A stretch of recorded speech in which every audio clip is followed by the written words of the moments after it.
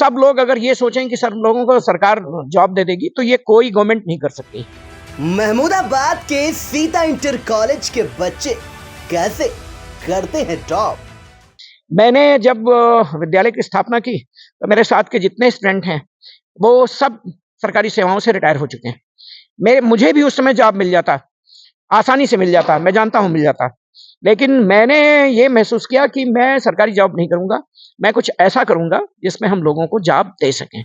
Chairman Ramesh Bajpayee ने बताई छात्रों के सफलता की कहानी। मैं कहना चाहता हूं विद्यार्थियों से, अभिभावकों से कि वो सरकारी नौकरियों पर डिपेंड न हो करके अपने बच्चे को, अगर वो डॉक्टर बनना चाहता तो ऐसा डॉक्टर बनाए कि बहुत से लोग उसका नाम लें। अगर वकील बनाना चाहते हैं तो ऐसा वकील बनाए कि उसका नेम फेम हो। जिस भी क्षेत्र में जाना चाहते हैं वहां एक अलग पहचान हो, एक अलग मुकाम हो।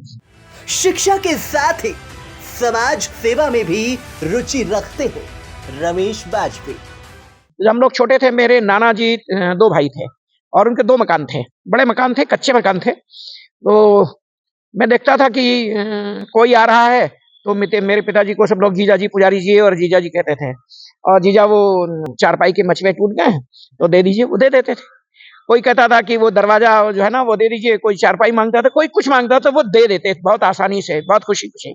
और उनको देख करके मैंने ये सीखा। और प्रदेश में सीता ग्रुप ऑफ एजुकेशनल के छात्रों ने बजाया है डंका।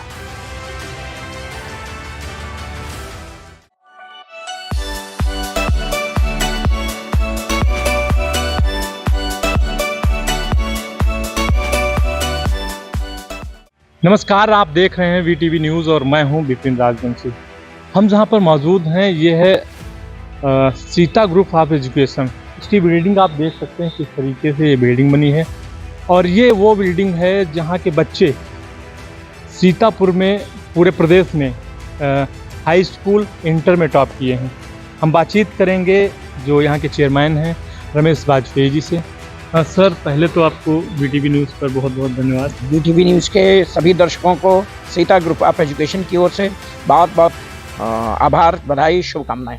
सर, जानना चाहेंगे कि जो 2 बार से सीता इंटर कॉलेज के जो बच्चे टॉप आ रहे हैं उसको लेकर क्या कहना चाह रहे हैं और कैसा आप महसूस कर रहे हैं? नहीं, केवल 2 वर्ष से नहीं आ रहे, 2 वर्ष से सीता ग्रुप ऑफ एजुकेशन के विद्यार्थी हाई स्कूल में और इंटरमीडिएट में यूपी टॉपर्स रहे हैं।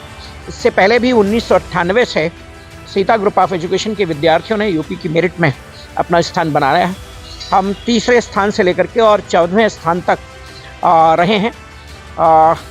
1998 में 9th रैंक थी यूपी में विनीत त्रिपाठी की।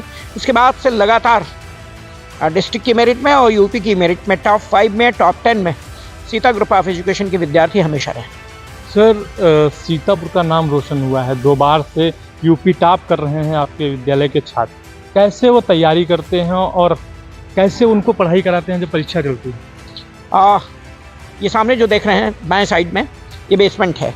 एक लंबा सा हॉल है जिसमें लगभग 700 से 800 विद्यार्थी बहुत आसानी के साथ में बैठ सकते हैं।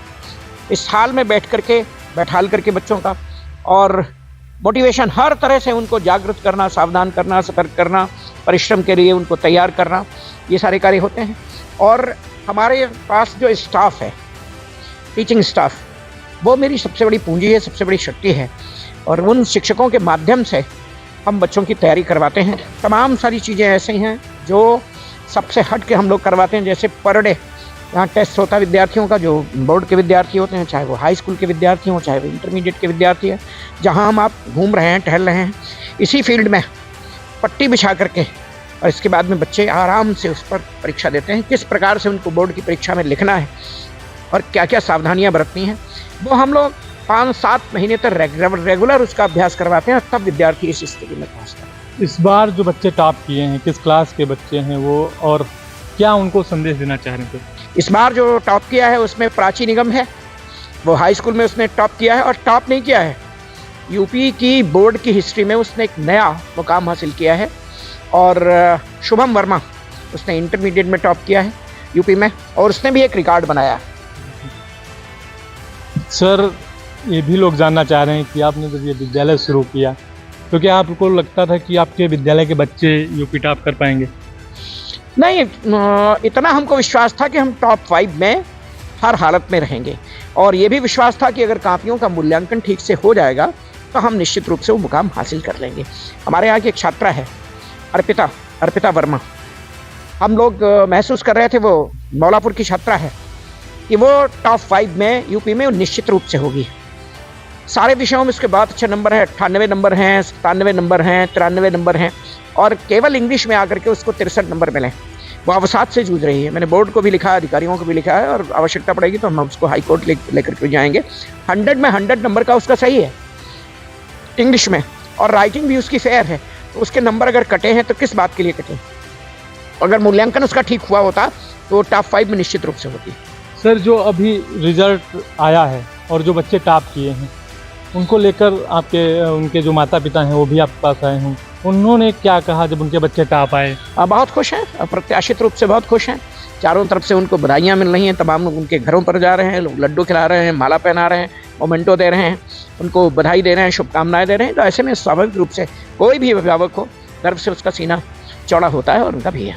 सर, शिक्षा के क्षेत्र में तो आपका नाम है ही, समाज सेवी की नाम में देखें तो उसमें भी सबसे पहले आपका नाम आता है। तो कैसे सर, उसमें कैसे आपका लगाव जुड़ा कि समाज सेवा क्षेत्र? ये बचपन से हम लोग ननिहाल में हैं, और ये बचपन से है। पिताजी मेरे अपनी ससुराल में थे। जब हम लोग छोटे थे, मेरे नाना जी 2 भाई थे, और उनके 2 मकान थे, बड़े मकान थे, कच्चे मकान थे। तो मैं देखता था कि कोई आ रहा है तो मेरे पिताजी को सब लोग जीजा जी, पुजारी जी और जीजा जी कहते थे, और जीजा वो चारपाई के मचवे कूद गए तो दे दीजिए, वो दे देते थे। कोई कहता था कि वो दरवाज़ा जो है ना वो दे दीजिए, कोई चारपाई मांगता था, कोई कुछ मांगता था, वो दे देते थे बहुत आसानी से, बहुत खुशी खुशी। और उनको देख करके मैंने ये सीखा। और मैंने जब अध्ययन किया, पढ़ाई की, तो मुझे ऐसा लगा कि धन की 3 ही गतियाँ हैं, दान, भोग और नाश। या तो हम अपने ऊपर इन्वेस्ट कर लें, तो अपने ऊपर इन्वेस्ट तो पशु भी करते हैं, जो कुछ भी उनको मिलता है वो।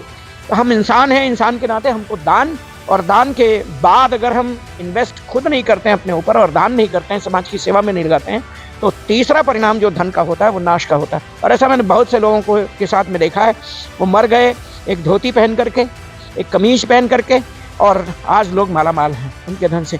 तो मेरा अपना मानना है कि समाज में, और मैं दूसरी चीज़ एक और है कि जो मेरे पास में आता है, मुझे हमेशा ये लगता है कि अगर इसके स्थान पर मैं होता और मेरे स्थान पर ये होता, और मैं जाता मांगने के लिए और ये डिनाई कर देता, मना कर देता, तो जैसा मुझे लगता वैसा इसको लगेगा। भगवान ने अगर ये सामर्थ्य दिया कि हम किसी की कुछ छोटी सी भी मदद कर सकते हैं तो हमको निश्चित रूप से करना चाहिए। और मेरा अपना मानना है कि दान करने से धन और बढ़ता है।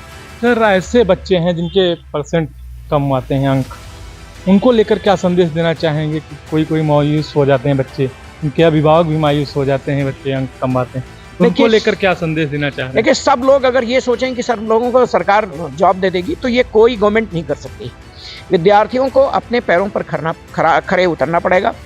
मैंने जब विद्यालय की स्थापना की तो मेरे साथ के जितने स्टूडेंट हैं वो सब सरकारी सेवाओं से रिटायर हो चुके हैं। मुझे भी उस समय जॉब मिल जाता, आसानी से मिल जाता, मैं जानता हूँ मिल जाता, लेकिन मैंने ये महसूस किया कि मैं सरकारी जॉब नहीं करूँगा, मैं कुछ ऐसा करूँगा जिसमें हम लोगों को जॉब दे सकें, और वही मैंने अख्तियार किया। मैं कहना चाहता हूँ विद्यार्थियों से, अभिभावकों से, कि वो सरकारी नौकरियों पर डिपेंड न हो करके अपने बच्चे को, अगर वो डॉक्टर बनना चाहता तो ऐसा डॉक्टर बनाएं कि बहुत से लोग उसका नाम लें। अगर वकील बनाना चाहते हैं तो ऐसा वकील बनाएं कि उसका नेम फेम हो। अगर वो शिक्षक बनाना चाहते हैं तो ऐसा शिक्षक बनाएं दूर दूर तक उसका नाम। अगर किसान बनाना चाहते हैं, व्यवसायी बनाना चाहते हैं, जिस भी क्षेत्र में IAS बनाना चाहते हैं, PCS बनाना चाहते हैं, जिस भी क्षेत्र में जाना चाहते हैं, वहाँ एक अलग पहचान हो, एक अलग मुकाम हो, तभी चर्चा होगी, तभी सम्मान मिलेगा, तभी लोग आपके बारे में चर्चा करेंगे। सर, यूपी टॉप के अलावा की अगर बात करें तो इस विद्यालय के बच्चे और कहाँ अपनी प्रतिभा दिखा सकते हैं और कहाँ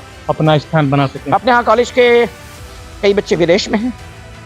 प्रवीण कटियार नाम का विद्यार्थी है, वर्षा में है।